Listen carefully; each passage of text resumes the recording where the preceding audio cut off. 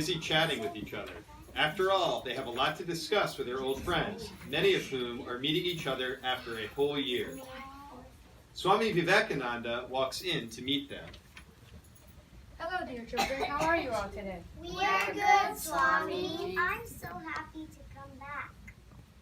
Guess what, Swamiji? I've grown 2 inches since I came here last. I'm a big girl now. Yes, we're all growing every day. And that's why it's important to inculcate some essential habits that will help us grow into a good person.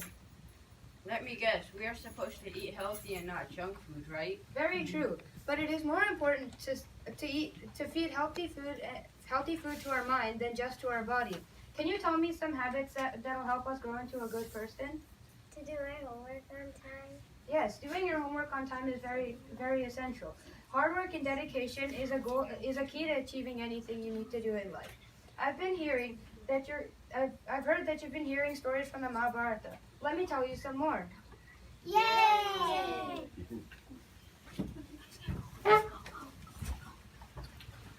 During the training period, Drona Acharya takes the Pandavas and Kauravas to the forest to test them.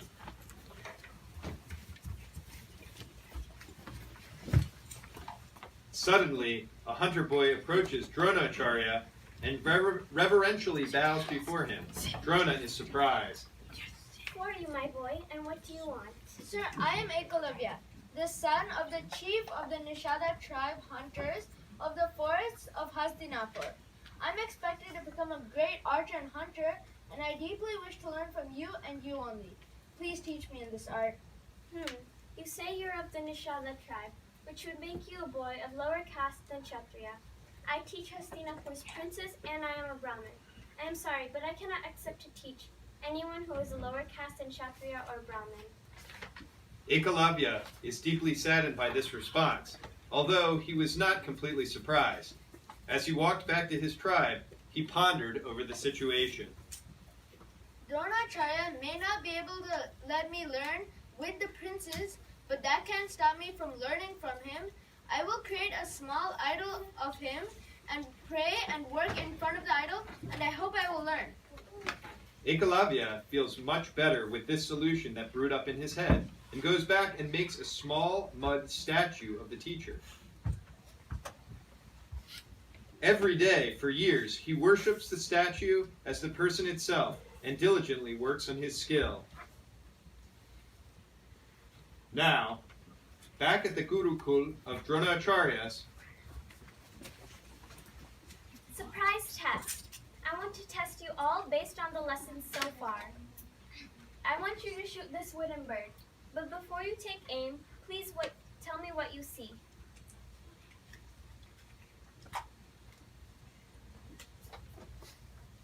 I see the bird on the branch. Next. I see the bird on the branch and the tree leaves fluttering. Next. I see the leaves, the branches, and the birds. Next. Arjuna, come. I see an eye. Bravo, Arjuna. You are my best student, and I promise you will become the greatest archer ever. as time rolls on, one day, while the Pandavas and Kauravas are training with Dronacharya, they constantly hear a dog howling.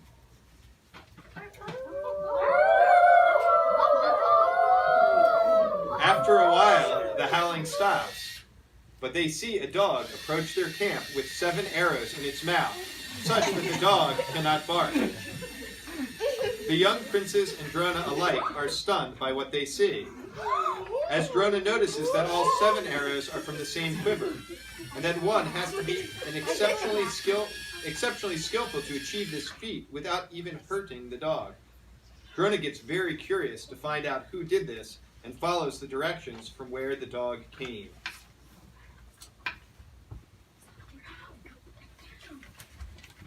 After some distance, they see a young hunter boy with his bow and arrows. When they get close, Drona notices that the arrows shot at the dog were from the same quiver as this hunter boy's. Dear boy, did you shoot to silence the dog? Yes, sir. Your aim is remarkable. Who taught you? Sir, you are my guru. Are you crazy? I remember all my students, but I don't recognize you. Let me explain. Ekalavya leads Drona to the place where he has practiced archery all these years under the watchful eyes of his guru's statue. Sir, my name is Ekalavya. Yeah, I only wanted to learn from you, but since I was neither a Brahmin nor a Kshatriya, you denied me admission. Okay, that makes sense. But how did you learn the skill? So, I created this idol of you, this image of you, and worked hard in front of the image, hoping you would teach me from that form, and here I am. Everyone gathered there gasps in amazement. Drona is thoughtful for a couple minutes, and he looks at Arjuna, remembering his promise to make him the greatest. Now that you have learned the skill, you owe me Guru Dakshina. Sir, that'll be my blessing. Please ask for whatever you want. Give me your right thumb. Everyone is stunned by Drona's demand. That is, everyone but Ekalavya. Ekalavya, without flinching, takes a knife, cuts down his thumb, and places at Drona's feet. Sir, I am indeed blessed that you have accepted me as your disciple, even though I was not a Kshatriya or Brahmin. Everyone, including Dronacharya, marveled at the boy's courage and devotion to his guru. You will be known far and wide as a great archer even without your thumb. And you will forever be known as the greatest student ever for your loyalty towards your guru.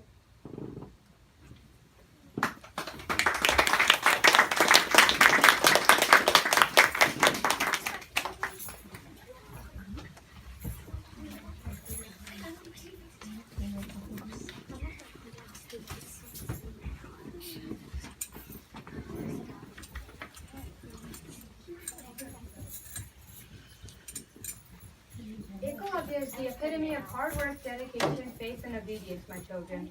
If we follow our Guru's guidelines with sincerity, we will attain greatness. But poor Ekalavya, he lost his greatness when he gave his thumb.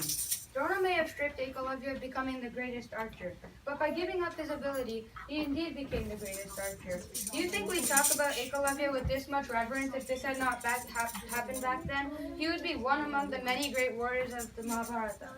That makes sense. I'll do this, Swamiji. Yes. Can any of you tell me another habit that we should develop? Being nice. Doing a lot. Being honest. Yes, being honest, right there. Being honest is a very important trait to develop when we are young. If we are honest, God will stick with us.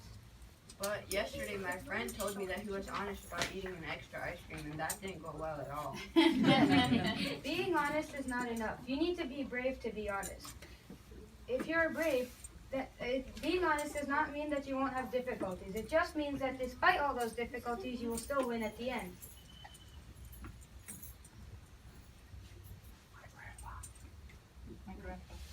My grandpa says that even if you lie to the world, you will still know you are lying.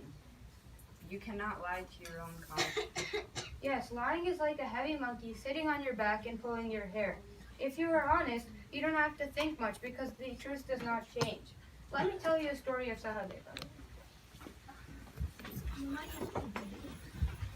After putting Pandavas through a lot of misery and denying to come to a settlement without going to war, the Kauravas were all getting ready to wage the war that Duryodhana had always wanted, the one in which he thought he would defeat his arch-enemies, the Pandavas, with full display of all his pent-up hatred for them. Whilst there was no doubt of his hatred, and even though the Pandavas would be their enemies, the oldest of the Kaurava brothers, Duryodhana, chose to go to Sahadeva for a very significant detail. Sahadeva, the youngest of the Pandava brothers, was an expert astrologer. I've come to meet my brother, Sahadeva. Okay, please wait, sir. Sir, you have a visitor. Hello, brother. Why are you here? Well, I wouldn't trust any other astrologer since you're the expert. Well, what is it you want to know? Well, you know I like to win. Well, I only like to win. So can you tell me the day I should commence the war so I'll win at the outcome? Let me analyze your horoscope and I'll get back to you. No cheating, though. If you don't trust me, you can take it to someone else. After all, I will be on the enemy team. Well, brother, you're that one person in this world who will help me, even if it means that you can get hurt at the end. Okay, bye. Duryodhana leaves. When Pandavas find out what Duryodhana came here for, they are furious. They do not want Sahadeva to assist Duryodhana in this, but Sahadeva would not concede. No way, no how. Are you kidding me? We are toiling our day and night here to gather whatever support we can to fight and win this war. Please remember that these are the people who shame me and brought so much misery to us all. They don't want us to live in peace, even if we give up the kingdom. I am sorry about this predicament. Though I have not forgotten what Duryodhana has subjected us to, I must tell the truth, and I cannot be dishonest in my work, no matter what. But you can deny to do this task for him. If I deny to do the task, he will only go to someone else, who will still give him the right day. And he came to me as a brother. I cannot deny my knowledge to anyone, let alone a brother. The next day, Sahadeva calls Duryodhana to come over.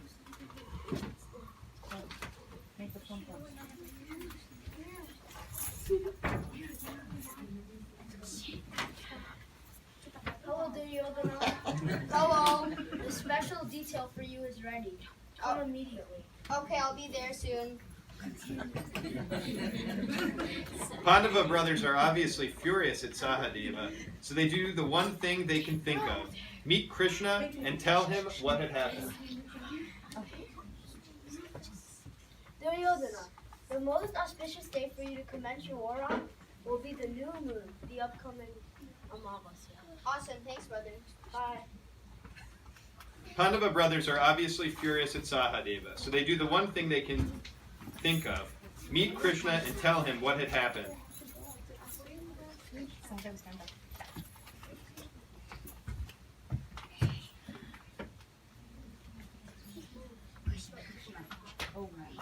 Oh man, I've been working overtime on this case for you guys. But give me a break. Sahadeva, of all things, you had to tell Duryodhana to start the war on an auspicious day. Can't you call him and tell him to do it the day before Amavasya? I am sorry, dear Krishna. It was not my fault that he came to me. I am just doing my duty. Seek not, avoid not. What is a purpose in life worth if you don't follow it at the most trying moments? I am sorry, dear Krishna. I will not lie in the matter of the Shastra. Okay. I'm the one that's supposed to preach. Now, let me see what damage control I could do here. Krishna takes the matter into his own hands. On the day before the Amavasya, Krishna goes to the river and starts performing the ceremonial rites for the forefathers, Tarpanam. The Brahmins in the vicinity get confused on seeing Krishna do it on Chaturdashi.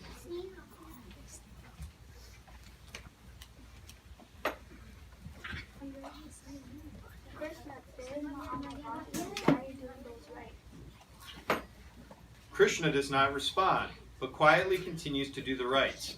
Upon seeing this, the Brahmins decide that Krishna can't be wrong, and maybe they got their calendar wrong, and so starts to do it themselves as well. In the meantime, sun and moon gods who are witnessing this get confused as well. So they descend on the riverbank and await Krishna to come up. Finally, when Krishna finishes his rites and comes up on the bank,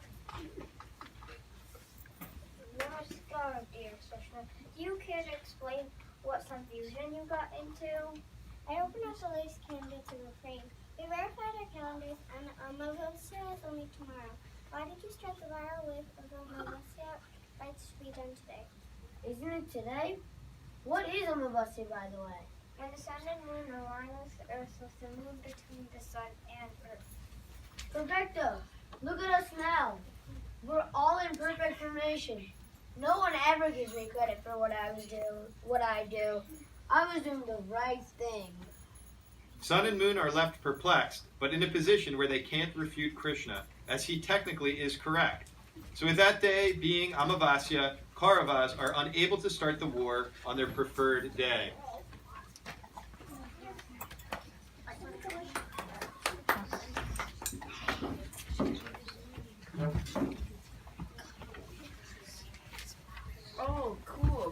Krishna totally got the sun and moon to act for his bidding. And wow, Pandavas did win finally. Yes, God can change anything about our life any time if He wishes. He'll stay with us as long as we're honest. Have you ever heard the saying, "Do your best and God will do the rest"? I hear my mom always say that. Your mother is correct. We should always be truthful.